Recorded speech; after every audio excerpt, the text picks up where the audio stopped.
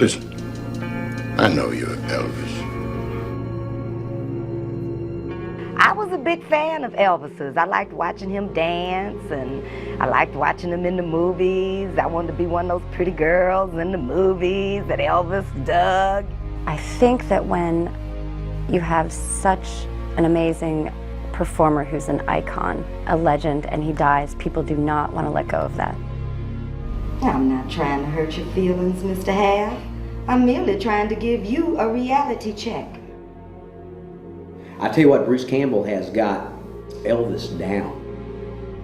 I think it's fun to play someone like him because he was such a big cultural icon and a just pop culture character. You know, Bruce's performance is definitely one for the ages. He's Elvis. I mean, there's just no doubt about it. I think that this is a very insightful film. Even through all the laughs and sometimes ridiculous things that go on in the rest home, there's an underlying darkness and depth there.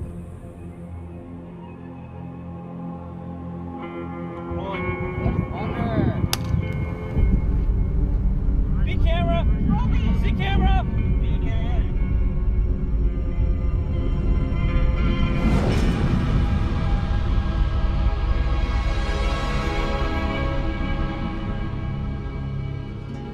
Is the film a drama? Is it a comedy? Or is it horror?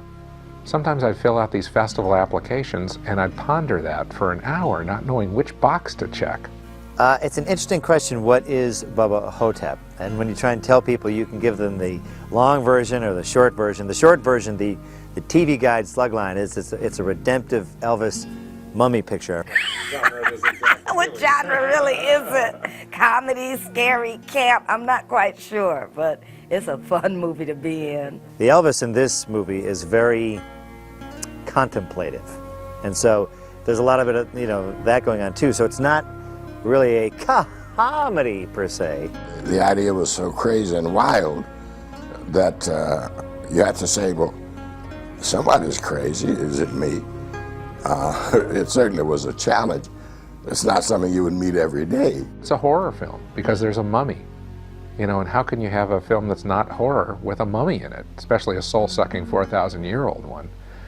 Yet, I think that at its core, Bubba Ho-Tep is a very serious drama. It's not a plot that you're going to see on a movie while you're taking an airplane flight. It's just too weird of a story. And then what the hell is I going to get into next? The next question is Bruce's. Originally, I had this idea. I'd watched one of the Mummy movies. I believe it was the Boris Karloff one, and I believe the Mummy was called Imhotep. I could be wrong on that, but I remember watching some Mummy movie, and I said, well, you know, that was an East Texas Mummy. It'd be Bubba Ho-Tep. And I thought, you know, that's not a bad idea, Bubba Ho-Tep. I first found out about Joe Lansdale. I was in a bookshop in Los Angeles, and I asked the clerk what was new and cutting edge in horror, and he took me to the Joe Lansdale section and said, you should read Joe. His books always have a high body count. Kind of intrigued me. I bought a copy of one of Joe's books, took it home and read it, and I just loved his work. I'd always been interested in all these Elvis sightings too. I just thought that was phenomenal that people, this man's dead and people are, I saw him at the Walmart, you know, he was buying a pocket comb. And I thought, this is incredible. And you'd go in, you'd see these things like the Weekly World News, like, you know, statue of Elvis found on Mars or something like that. And so I had my mind about these Elvis sightings, and I had about the Mummy movie. And then I was asked by Paul Salmon, who was doing an anthology called The King is Dead, to write an Elvis story. And I went, click. A couple of years later, I found a Joe Lansdale short story collection in the bookstore. And I opened it up, and there on the dust jacket it read, Elvis Battles Mummy. And it just jumped out at me. Then when I saw the title, Bubba Ho-Tep, how cool was that? I bought the book, took it home and read it, and immediately realized that this would make a great film.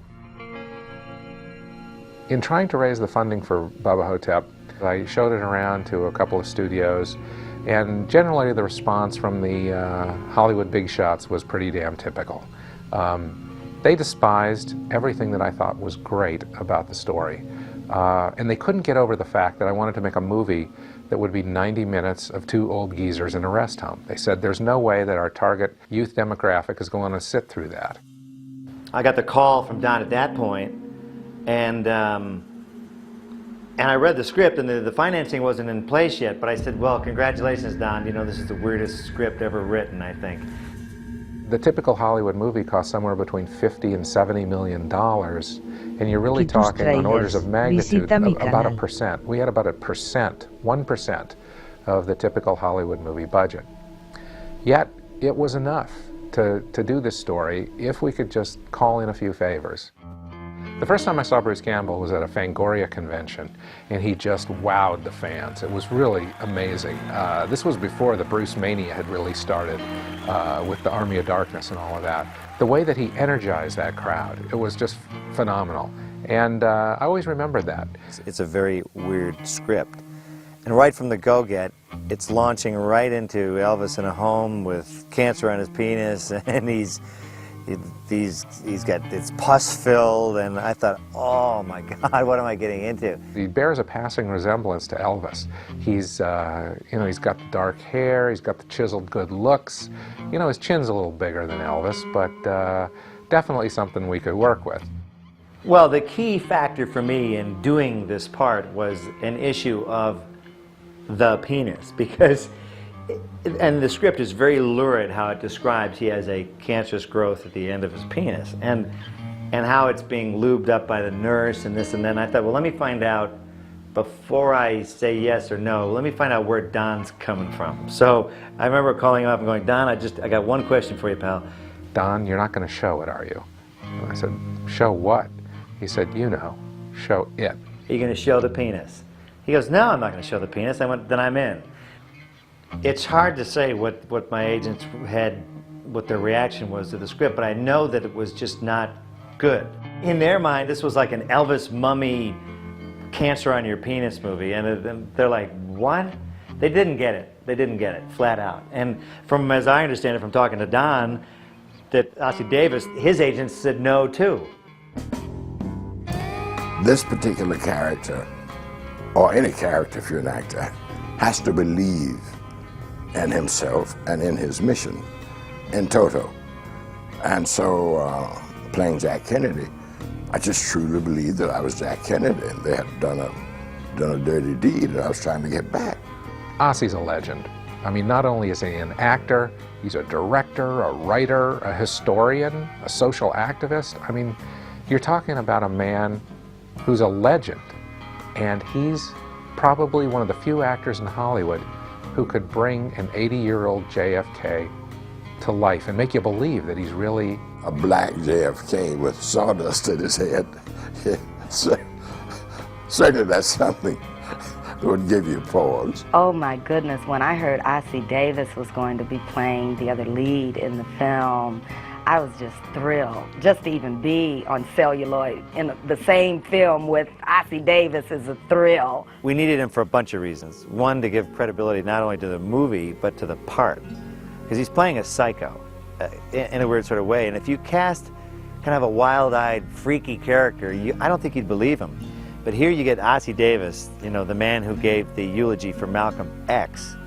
You believe what he says, and he has an earnestness to him that is hard to manufacture. When the movie premiered in Detroit, which is where I'm from, a lot of my friends and family came out to see it, and there was just this sigh of excitement when they saw him come up on the screen. It was like, oh, I just love Ossie Davis, you know, and he's still a good-looking man. We shot the film over a 30-day period in a location just outside of Los Angeles in Downey, California. We were able to get the run of an entire abandoned hospital campus. It included a place to shoot the actual rest home. We had the hallways, the corridors. It even had enough room for us to create the trailer park where we did the explosion sequence. One of Don's biggest assets as a filmmaker is that he can get the most production value out of every penny, let alone every dollar. It's quite amazing. I know that Don had a great time with this picture, and this was a real labor of love. And by the way, not to mention, a real independent picture. A lot of these low-budget movies, they're shot in 18 days, 16, 14 days, 12 days. And so Don came back with, he said, I'm shooting for 6 weeks. And I said, then count me in, because I knew that he was serious about making something that wasn't all about how many shots you could get in a day or how many minutes of footage you could get in a day. Action. Look at a special cockroach.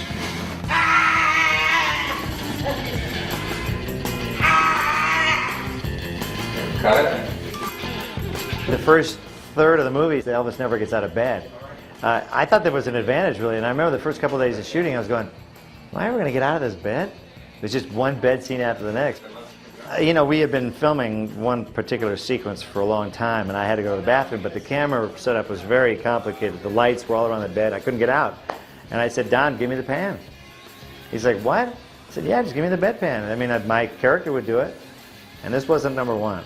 Elvis's barbecue accident was really a one-take deal. We had to gut his trailer and rig it up with explosives and gasoline. I got to credit Bruce for having the nerve to put himself in that situation and to stand right next to the trailer and then walk away as the camera started rolling, because at any time there could have been an accident and the whole trailer park could have gone up.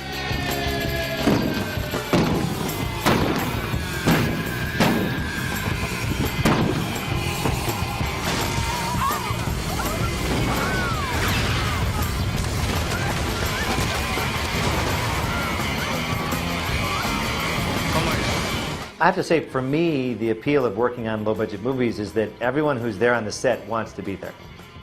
I know that in my experience, we've had to do that a lot of times. In something like Army of Darkness, you'd go to someone who was only an art director and go, you know, you could be a production designer. Oh, really? I was pleased that Don was putting his money, at least I thought, in the right places, because he sure as hell didn't pay me anything. Some of the other actors who played Elvis, David Keith in Heartbreak Hotel, he developed a saying. He'd go, when the camera cuts, the air conditioning turns on, okay? The camera cut, air conditioning on. Because he was sweating his ass off in those suits. And when I first heard the story, I'm like, ah, you crybaby, shut up. And then I found myself going, camera cuts, air conditioning goes on. But then I went, oh, we don't have any air conditioning. I guess I couldn't pull that Star Trip. The concert scene where Sebastian Haff is performing in front of a crowd. You know, having limited resources, we couldn't hire a lot of extras, and so we managed to get about 100 people to show up one dark and cold night. And it was a challenge because when we weren't looking, they were leaving and the crowd kept getting smaller and smaller. So thank God we started with the big scenes where you could see the big crowd, and then as the night wore on, probably at the end of the night, we had maybe 10 or 15 extras left.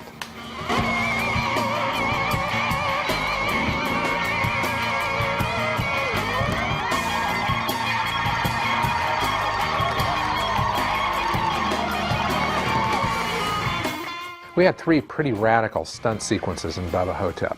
The first one involved Elvis throwing his lighter at Bubba Ho-Tep and lighting his head on fire. Sorry, man. And we don't want anybody to get hurt or anywhere near the vicinity when we shoot, except for these 2 gentlemen. He's got goggles on to protect his eyes, so that nobody here could get burned. Once the burn is started, I have to rely heavily on a safety person to guide me through the stunt and tell me which way to go, right or left, and when to fall down and when to hit my marks. There's a wall of flame in front of my face, so I can't see anyway. I'm pretty much blind. B-speed, action! Sorry, man. Left! Left! Forward! And fall!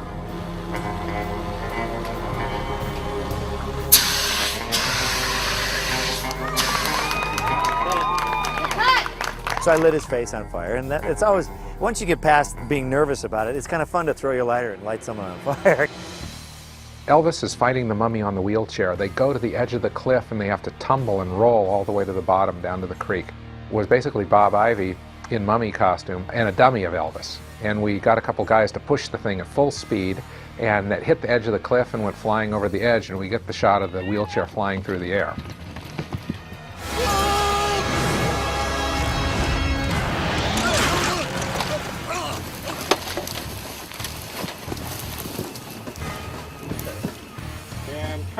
The most amazing stunt in the film, though, is the full body burn that Bob Ivy does when Elvis tortures him at the end of the film. And he was just an inferno of fire, and he had to maneuver himself over to where his mark was to then fall into the creek.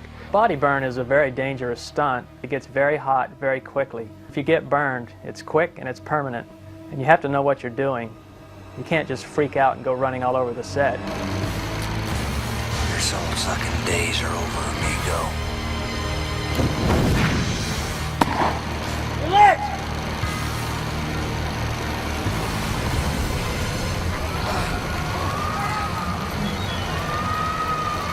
Fall!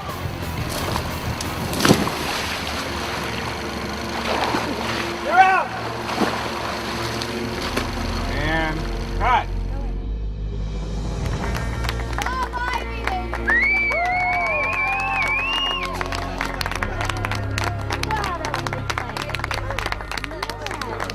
At the beginning, take kind of a straight line this way, and if you can, make a sharp turn and go straight. And then just as he gets lined up in this position, then I want Elvis to step out kind of with a flourish, okay? So let's give that a try. Here we go. And Don, roll it. All right, quiet, please. And action.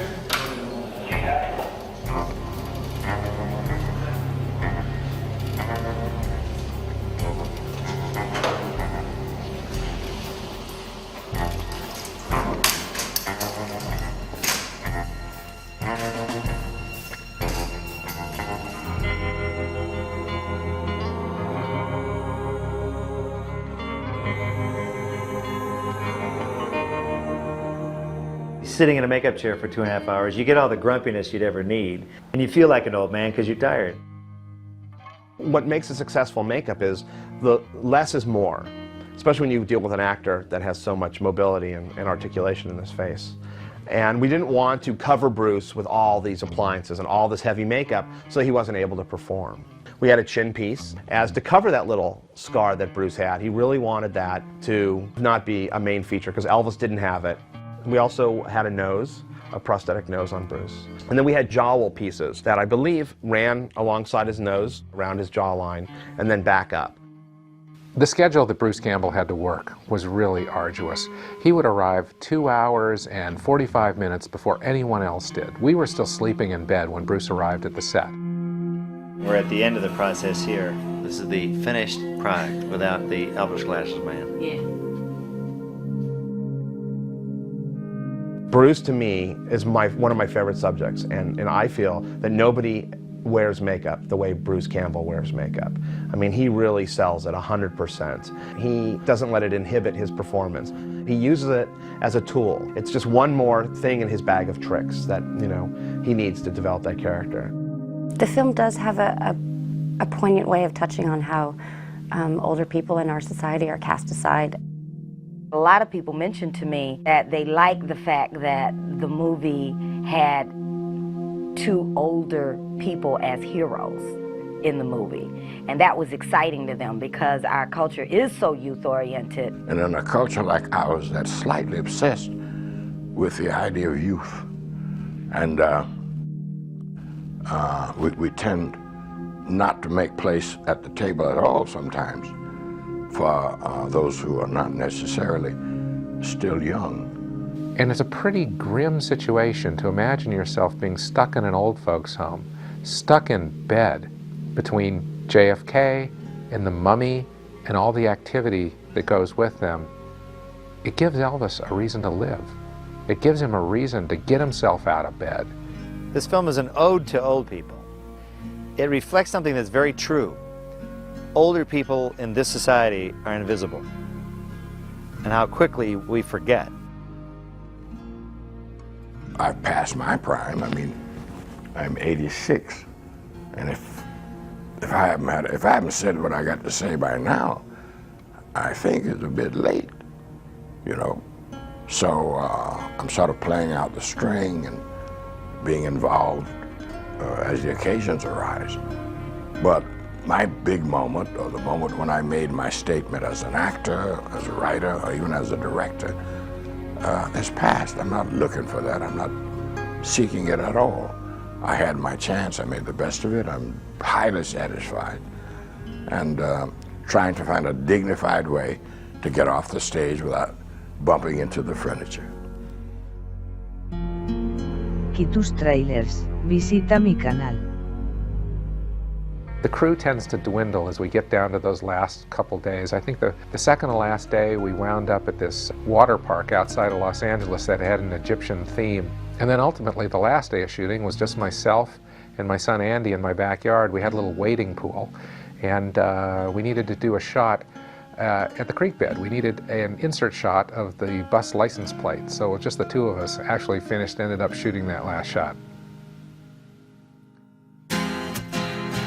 Bubba Ho-Tep became a cult hit on the festival circuit.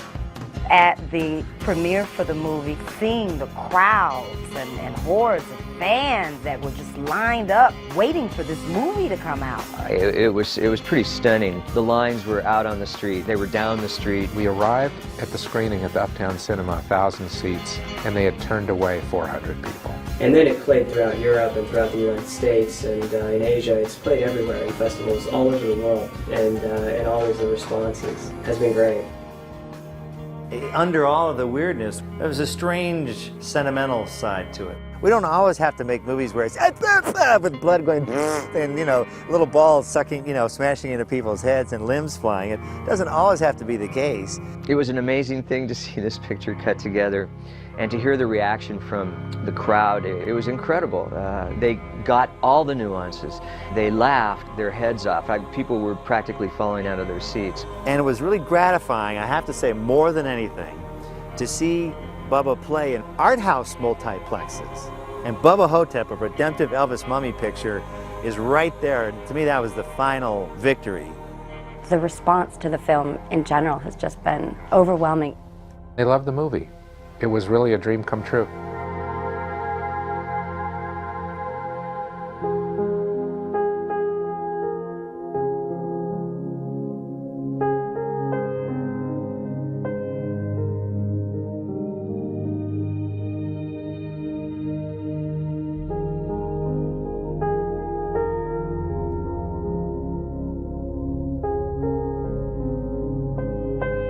Mummy is a very dry occupation. There's not a lot of chance for much humor. No humor. But boy, I love to suck on souls.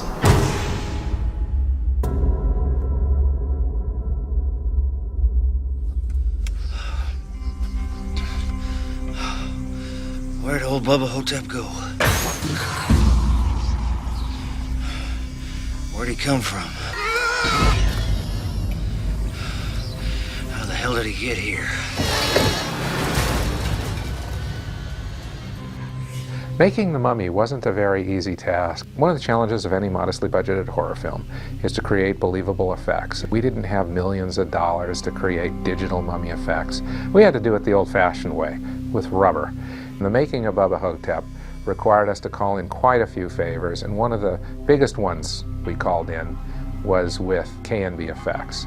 We were so lucky to get the top effects company in Hollywood to sign on to create our title character, Bubba Ho-Tep, the Mummy.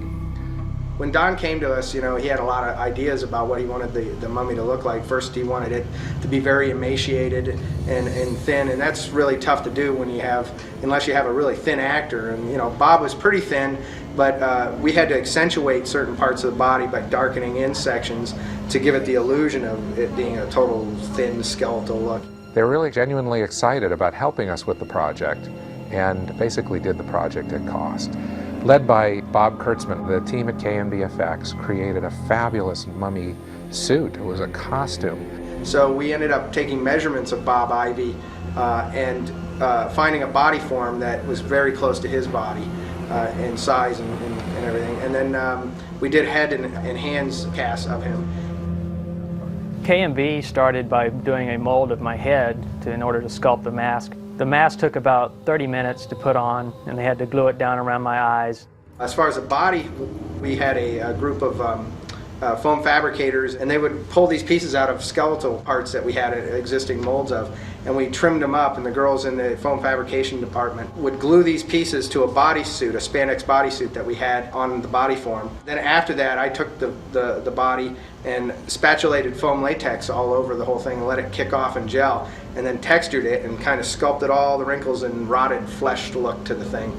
And then we began the painting process so that the thing would look like it had like recessed pockets of missing flesh, and you could see the rib cage and everything. Clothing was very important to Bubba Ho-Tep. His shirt, his Western shirt, was really put on piece by piece. It wasn't a shirt, it never was a shirt.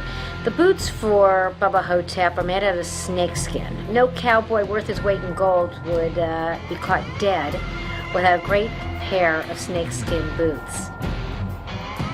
Bubba Ho-Tep needed a really cool Western cowboy hat.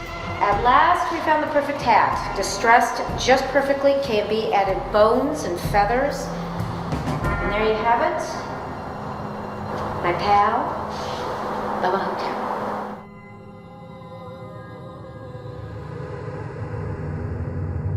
My first thought whenever seeing the Mummy, then the guy, Bob Ivy, who's playing the Mummy, is, you poor bastard, because you're trapped under there. And Don's like, hey, Bob, move a foot to your right. No, you idiot, back this way. I mean, not like that, but it was much worse than that. Bob, I need you to go this way just about an inch.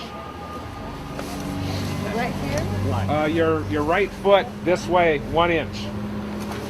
Good.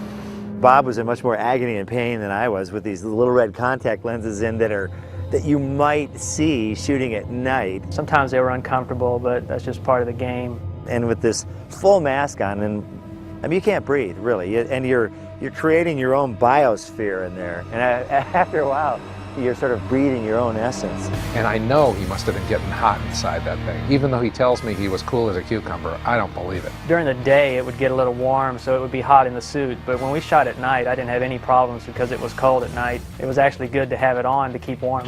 Bob, good job, man. Visita mi canal.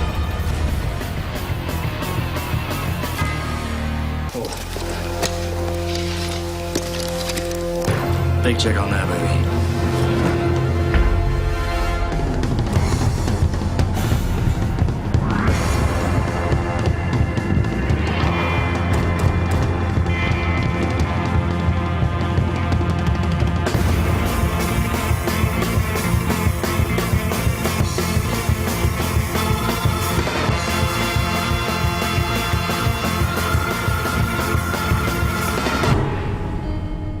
Dressing Bruce Campbell as Elvis Presley was a real challenge because Elvis Presley was an icon of fashion and a trendsetter, and everything was custom made. And this was a challenge for the wardrobe department, which was to give Elvis some different looks so it didn't get too tedious. We got the real jumpsuit company that makes the Elvis jumpsuits. There's only one, there only was, there only will be, that licenses them and makes them, and they're really serious about it. We are the largest manufacturers of this type of garment for Elvis tribute artists. To the point where they gave us 3 for the Elvis movie, and they had to be sent back. These guys come to us because we, without tooting our own horn, we're the Rolex of Elvis costumes.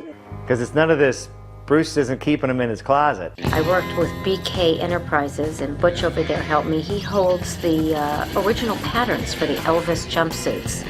Low-budget movies, you either have to, with a film, you either have to tailor that stuff and make it from scratch, which wasn't going to happen, or you find it. So Shelley did a good job digging all that stuff up, all the cool looks, the leather, the big lapels, because Elvis grew up so dirt poor that it seems like from the second he had a penny, he was always in the coolest suits. You look at those 50s photos of him, they were always looked like tailored, custom suits, and I think he just never went back. He went, I'm never going to be simple or ordinary again. See, never saw him in jeans or tennis shoes. They were always boots and Nehru jackets and the powder blues. And some of it was the styles of the day, but it seemed like he just took it and added steroids to it. It just made it crazier and crazier. The thing about them is they have all the sequins, and you couldn't really wash the suits that well. So performing 3-hour shows in them, I mean, you're going to sweat, you're going to stink up those suits. Elvis in the old days, in order to cover up the stench, had to put Brute on him, and he would just dump it on him. So all those scenes where he's going to kiss those chicks and giving all his scarves away, if I was the girl, I'd go, whoa, whoa. It smelled like a combination of, you know, B.O. and Brute. There was a lot of detail with the Elvis suits. They're lined, the stitching is incredible, each stud is nailed and hammered in to withstand hours and hours of gyration on the stage, and for our purposes, hours and hours of tumbling and stunts. The sunglasses that we all identify Elvis with, you know, those weren't just Elvis sunglasses. You have to remember, he was in an old folks' home, so they now became his reading glasses. So they became something more than just looking cool in. The manufacturing process starts out with us making the garments from Elvis, a lot of Elvis Presley's original patterns, his jumpsuit patterns, some of his original studding patterns. Here are two of the garments that were originally made for the Bubba Ho-Tep movie. This one was the black pinwheel suit. This one was designed off of one of Elvis's suits that was called the Tiffany suit. And the reason why Elvis called it the Tiffany suit was because it had so many jewels. And of course, what suit that's used by Bruce Campbell could be complete without the signature of Bruce Campbell in the back of it?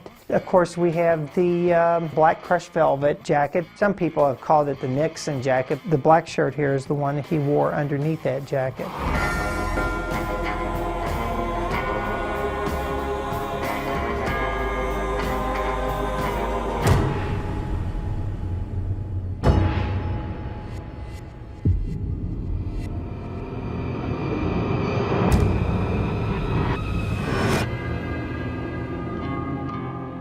To make Bruce look heavier for the heavier Elvis scenes, he wore a latex fat suit. And it was a one-piece outfit that you slip into. It was shorts. It didn't come all the way down his leg. And then it snapped in the back, and it had a big belly, much like a maternity stunt outfit that somebody would wear. And then the fat Elvis suit would go on over that. And then you had the big belt that would go on over that. I would put it on. It was like putting pantyhose on. And I'd put it up over my arms, and then I would have to get someone to zip me up the back. It was the most embarrassing part. Can you send someone in and zip up my fat suit?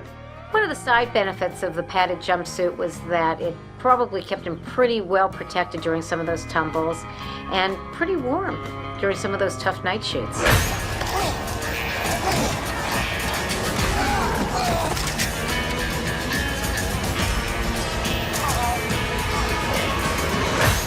Elvis wore the jumpsuits because I think the power that he had over his fans really terrified him. And if he dressed up in a costume, if he wore a cape, it was almost like he was poking fun at himself. And it actually brought some sanity to the whole situation. And that's, I think, why he started wearing that kind of outfit. For our film, it was wonderful that he wore the jumpsuits, because wearing the jumpsuits, it was almost like a superhero costume. You know, when you got Elvis going out to battle a mummy, you should dress like a superhero. It's great to have a character that is that flamboyant to play, you know? I kept going, Don, come on, give me some more rings. Haven't you got any more rings? For most of the shooting schedule, Bruce was in his fat suit and in his pajamas lying in bed or in his fat Elvis outfit. The very few times he was in his performance suits and young, he looked absolutely fantastic. And for me, as a costume designer, it was very gratifying to see him look so handsome and so incredible. Those were the best days of shooting.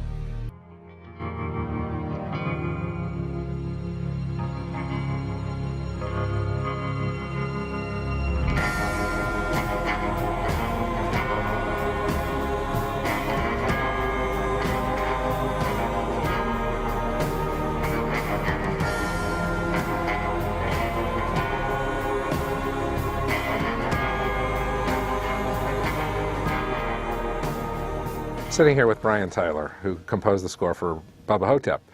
Brian, what really attracted me to your work was Daniel Schweiger, who worked as a music supervisor on the project, had given me a copy of the Six String Samurai score, which I just thought was so cool and so wonderfully guitar-based. It had a real organic feel to it. Can you tell me a little bit about that? Six String Samurai, I mean, was really the first film that was released that I had scored. And instead of going for a traditional score, it was was rock and roll, you know. When you're first watching the film, I mean, well, what's your approach in working in creating a score for a film? I mean, when you see the film, do you find that the ideas come from that very first screening, or does it take some rumination and thinking about it? On something like BUBBA HO-TEP, even though it's a completely different film than anything I've ever done, it's the same process for me as any film, where you watch the film, and at first I just take it in like an audience member. I try not to think of the music or if there's tent music or whatever. I try to just kind of take it in, so I see how I feel about the movie. So at that point, then I kind of can sit down, and that's when the weird part happens. I watch the film, and all of a sudden, the melodies appear in my head. And that's the stage. I don't know how it happens, but somehow it starts kind of coming to you. Few different things. You get overloaded at the beginning of a film. You think of too many things. There's too many themes, and then you pretty much I sit down and just narrow it down and see what really speaks to me. And then I put off meeting with the director as long as possible till I find that perfect magic, you know, melody. And because, you know, it's always something, and I remember this. You know, you want to meet, you want to hear what's going on, and I know from my experience, I'll know when the light bulb goes off, and it's like I found the theme, hopefully.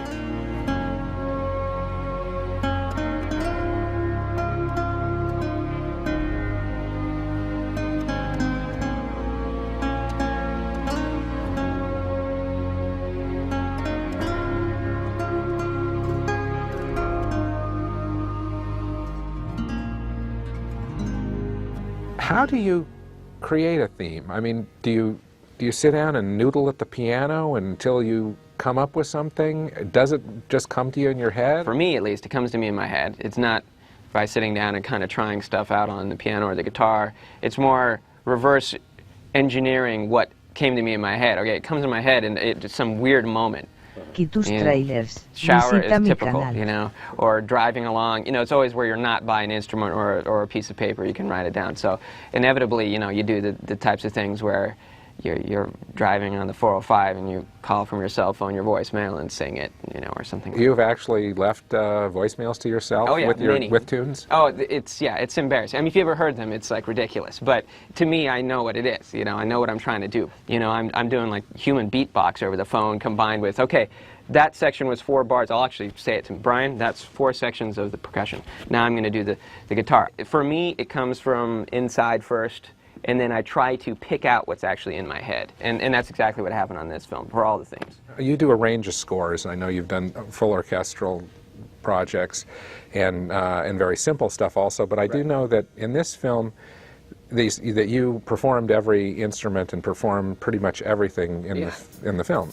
The first time I started tracking overdubbing, I was a kid, and I had a multi-track recorder. I could kind of record over myself. I didn't have a lot of kids in my town when I was real young that played a lot of instruments. There was no garage bands for me yet or anything. So I would lay down the drums first, then I'd go over to the keyboard or the bass and lay that down, and then record the guitar, and I'd put on some, and I kind of became this one-man band thing. So actually, from my roots, before I really conducted orchestras, which I do in most of my films now, it's actually orchestral, and then maybe 1 out of 10 films or something, I get to do something like this. Well, one of the key components of the movie is there's a heavy Egyptian theme. There's vocalizations in there, Egyptian lyrics, are there?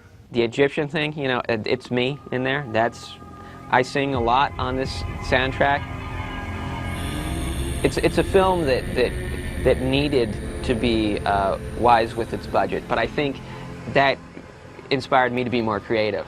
And for me to actually go and, you know, figure out Egyptian words and these things and put them into the film and do these crazy vocal techniques and things, it was pretty challenging. I mean, it stretched the limits of what I can do. But on top of that, using a lot of you know, Eastern, Egyptian, and Indian and techniques in music creates kind of an otherworldly thing. For Western ears, certainly it melds together.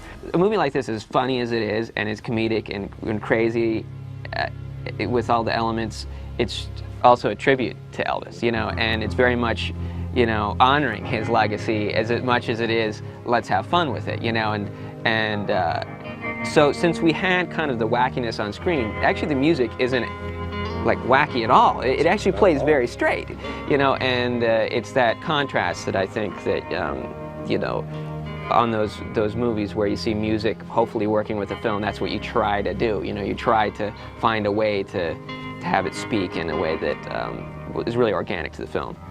Well, let me ask you, Don, when you're cutting your movie or shooting it, are you thinking of the music at that time? I hope so. Absolutely. I mean, I throw myself at the mercy of my composer to bail me out of problems, always. And certainly with Bubba Ho-Tep, you know, there are to creating the mood and also to help to create the tone, because, you know, the thing is that people do come into the movie with preconceived notions. They think it's going to be something really wacky and really crazy, which it is.